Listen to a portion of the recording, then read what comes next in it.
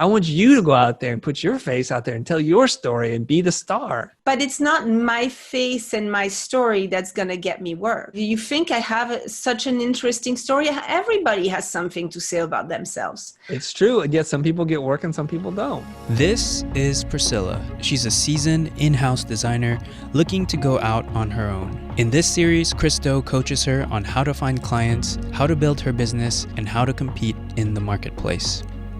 So for those of you who don't have the time to watch the whole video, here are a couple timestamps of this video. I also put them in the description below, so you don't have to come back here and check. I think you've been a very active member inside the pro group, and you have a distinctly different challenge and a mindset that I'm hoping that will resonate with a lot of our audience members. For people who are not familiar with who you are, this is going to be your very first introduction to our audience. So I think it's important before we dive into all the nitty and gritty. Why don't you tell us a little bit about who you are, where you live, what you've studied, etc. And just give us a sense of who the heck we're listening to today. Okay, I'm Priscilla. I am originally from France. I've been in the States for over 30 years now. When I finished my high school in New York, I went to France for 4 years of study in design field. And I did a school in Atlanta called the Portfolio Center, which was amazing. It really filled what I didn't have in my training in France as far as how to work with clients, working on real projects, and so forth.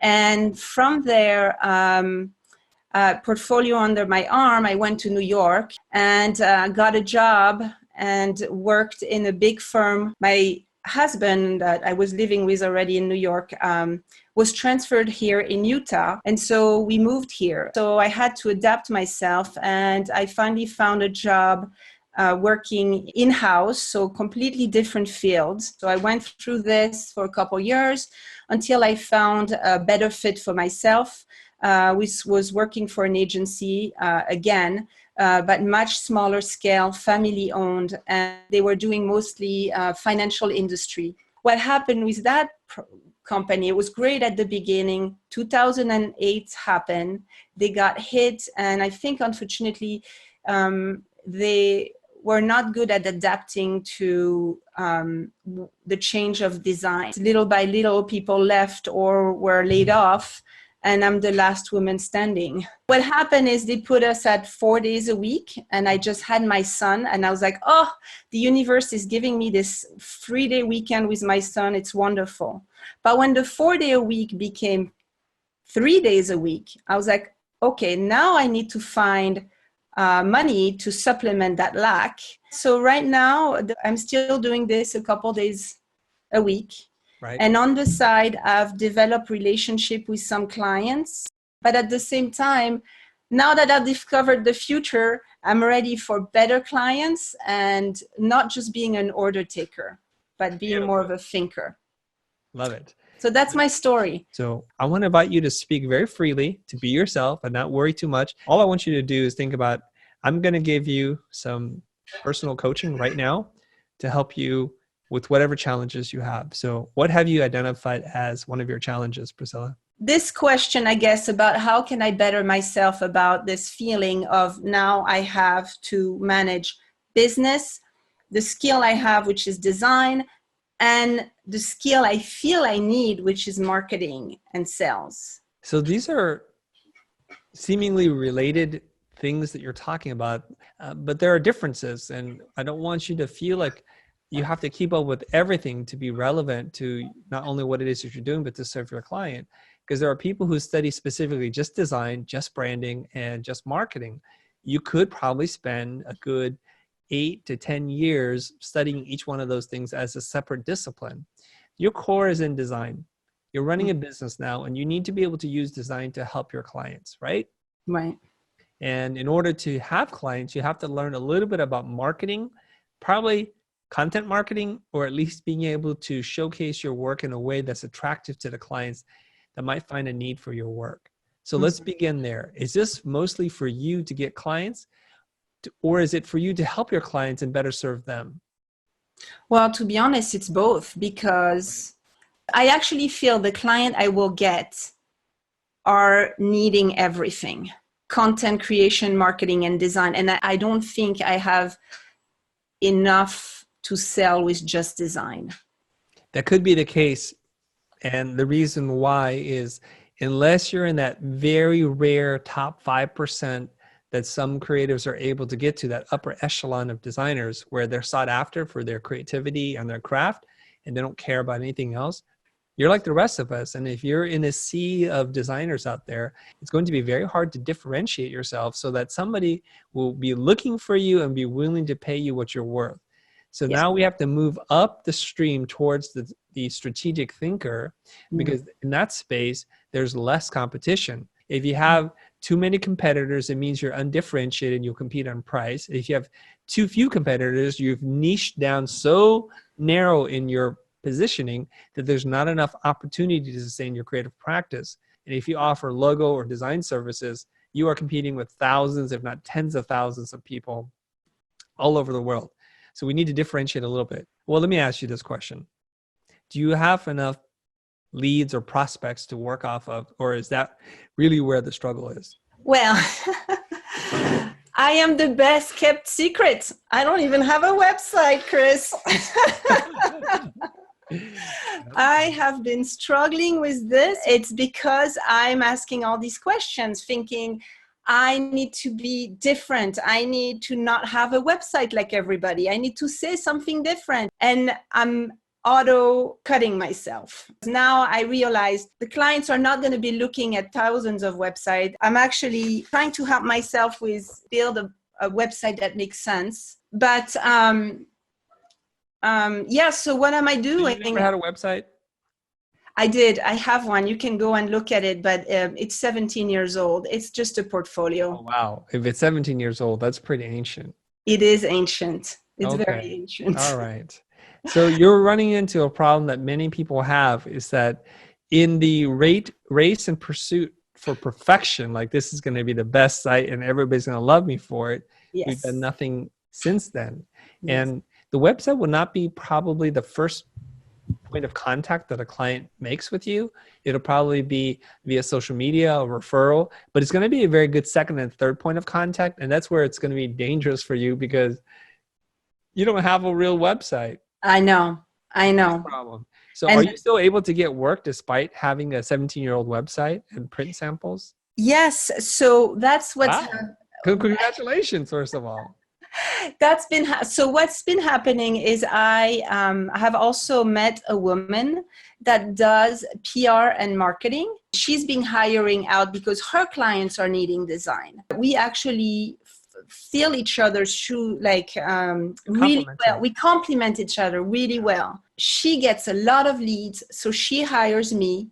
And the problem is, although she puts me in front of clients, and I know that I've added a lot of value to her business, because she actually says she has never had a designer that she worked with so high level as I am. So she's seeing a lot of value, and she actually put me on her website. I don't have the personality of a go-getter, and I've always been like, okay, I'll be your right hand. I'm a great right hand. But now... That's a great supporting role. Right. But now I feel, okay, if I want to be an entrepreneur and bring my business higher, I need to not be the right hand anymore, but be the hand. Yeah. And also what's happening with her is that I'm topping out because she'll ask me my fee for something and she'll say that's too expensive. And I'm saying, well, do they have the software? Do they have the knowledge? I mean, if they can do it cheaper, fine. My mentality is moving towards the top, and I don't know where that is going to go for us. Okay, we know this. Whoever commands the relationship with the client makes the most amount of money. So the reason why she can't afford you right now is because she needs to make markup on top of you. She's taking on a lot of risk. If they don't pay her, she still pays you. If you screw up, she still pays you and she has to pay someone else. So you need to be in a position where you're on the front line, doing the hard client conversations and the meetings and developing the personality of a go-getter so that you can go get some business, right? Right. Okay. So I've spotted a little pattern here already with you, Priscilla. Ah, okay. One is you got a full-time job and you stayed at the full-time job. And when they cut back your hours, it wasn't yet an alarm signal for you yet. And then they cut back even more hours because they still haven't figured out this whole transition themselves. So then you are going out to get work. But instead of putting your face, your name, your soul for the world to judge and lay bare, you're now relying on another person doing the same thing, the PR person, right? So she's hiring you. So you're always like behind the scenes, even though you're physically present in front of prospective clients, they're not really building a relationship with you. They're building it with your friend. It's time for you to, I hate to say it, to put on the big boy, big girl pants and just do this for yourself. You can do it. And despite how dismissive you are about like, oh, I don't have that kind of personality, I think you have a wonderful personality. And I started watching you on social media, how you're visiting all the different pro members. I wouldn't have done that. I still don't do that. So I think you're just selling yourself a little short. Plus, you have something really unique, so there's an interesting mix that you bring. So you're this very sophisticated European with this kind of hustle and bustle, street smarts of New York City, working in very proper Salt Lake City, Utah. Yes, exactly. Which is fantastic. That is in itself one of the facets of your brand, your personal brand. And that's something that you should communicate and you should wholly embrace. I like that about you. Yes, I know. But then I thought, is being French in Utah my only, personality? And it's just one facet. It's one facet. Right. One facet. Interesting. Mm-hmm. Like, I'm a bald Asian guy. That doesn't describe my entire universe of who I am, but it describes something. Right. Right. I want to lean into that. Right. Just like right. I want you to lean into who you are. You have no choice, because to run away from yourself would to feel disingenuous and inauthentic. Right. Okay. So you see, it's like when we talk about having deeper, more personal relationship with our customers, enrolling them in your backstory, your beliefs and your values, your mission, your vision, those things are kind of important. So let's start communicating that. Okay. Right. Like from a difficulty level, building your own website isn't the hard part. I don't think you're saying that to me. You're just saying, what do I say? How do I position myself? So the very first thing you're going to do is you're going to tell them a simple story. And we just went through this exercise together. You're going to say, I'm a traditionally trained graphic designer. Uh-huh. I'm French, but lived in New York, and here I am in Utah. Something part of that. And whatever the benefit is for your client. Right. Okay. Mm-hmm. So those are code words. When you say New York and you say French, and people's minds start going off, because we rely on little bits of information to make assumptions about people. So choose those words carefully. But French says you're European, you're sophisticated, you have a long history of art and culture. And I don't know what part of France you're from, but many people will consider Paris the most beautiful city in the world. So this is just part of your DNA, right? Right. And the New Yorker thing, you could live in the worst part of New York and do nothing, but automatically people assume too that you have to have something about you to be able to survive in New York, because it's so competitive. It's so moving at next speed. So there you are again. Those are part of your story. So traditionally trained graphic designer, French, New Yorker, living in Utah. Right. The Utah part you don't have to say, because people will meet you and they'll know you're already from Utah. Right. Okay. So at least at the minimum, get some case studies up on your site. Mm-hmm.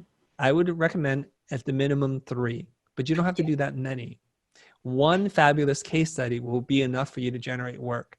Here's a really cool part. When you have a really great case study where you talk about the problem, the challenges, the customer needs, the insights that you gained, and the process that you go through to get to the end product, that'll be content for you, for your Behance page, for your Dribbble account, for your social feed, probably on LinkedIn, on Instagram, and on Facebook, in that order.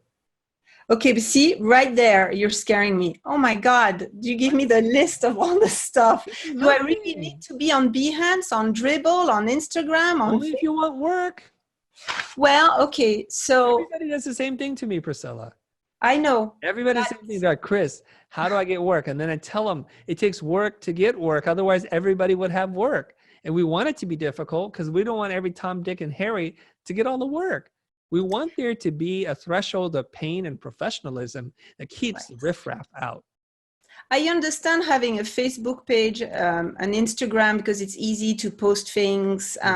My approach to getting work, I've honestly never gotten work through social media. But what I've been doing is attending different groups. And I've actually kind of picked a group called Pandolab that is putting entrepreneurs together. Yeah. And they meet once a month, and I've only attended twice. It's very new to me, but this is where I feel I can make some more meaningful connection. Can I cut you off a little bit? Yeah. That what? Yeah. I'm going to cut you off, okay? Yeah. Yeah. So here's the thing. The thinking that created the problem that you have right now is not going to be the same thinking that's going to solve the problem. You understand that? The thinking that created the problem is right now you have a problem. I have no work. I'm behind the scenes, and I'm not really good at being in front of people, and I rely too much on other people to get me work. That's the problem, right? The circumstance is you're not in front of people. You're relying on your employer doing part-time work, right? To bring you work. Then you're also relying on this other woman who's doing the hard work of meeting clients, this PR woman, to get you work.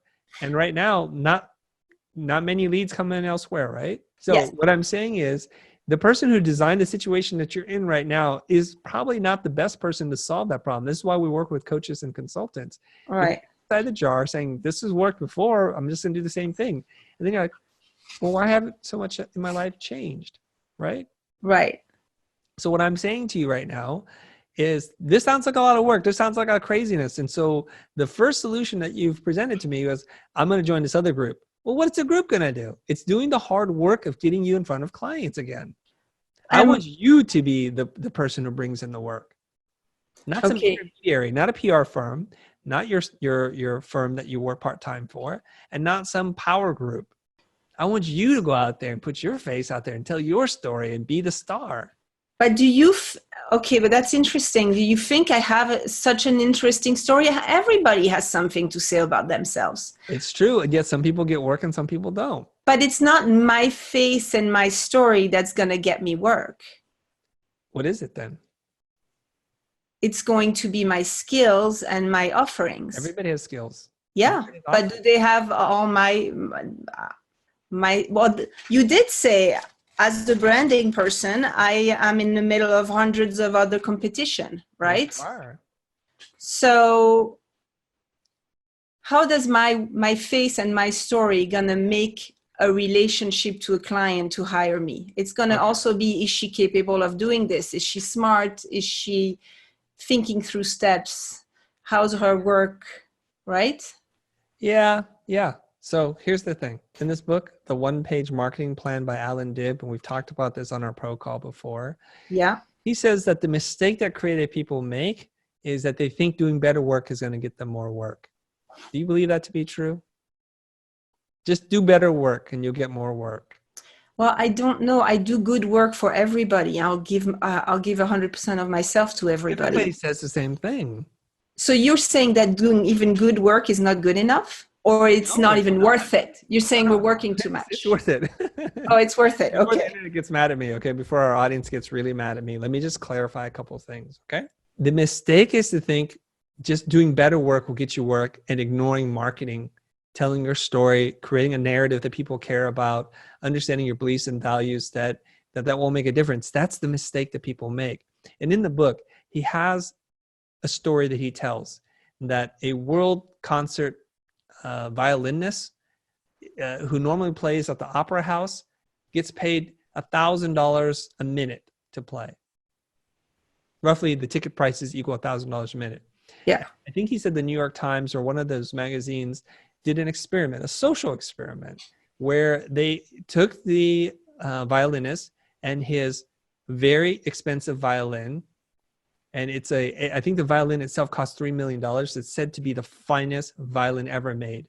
Mm-hmm. They go into the subway and he plays for an hour, or he plays for 30 minutes. He plays for whatever amount of time. And he was able to make like $18.75 in tips. The same musician the same $3 million instrument presented in a different light, a different venue, totally different results. For playing the same amount of time, he would have made $28,000 playing inside of an opera house, a concert hall. Why is that? The work is incredible. It's because the expectation of putting on a suit, paying for an expensive ticket, sitting on nice plush seats, seeing other people of status, your peers, and gaining status by buying into this experience, it says it's worth this amount of money to the people who are going there. Whereas people in the subway have a different mentality. They're like, I'm trying to get from point A to point B. There are a bunch of people panhandling for money. So my mindset isn't there. So even though this is like a world level violinist playing for me, I'm late for my train. I'm not going to get on the train. So the story, the presentation, the framing of the experience tells you what to expect of the experience. So I'm telling you right now, you're allowing other people to control the framing of who Priscilla is, and you're not doing it on your own. And you have to do it on your own. You know, you're saying I should build upon my personality and my and my history, basically, and then position myself in that aspect. And then and that's where I'm actually showing my security, because I'm like, who really cares about my personality and my positioning when I'm selling work? And isn't it the work that takes over the positioning of your personality?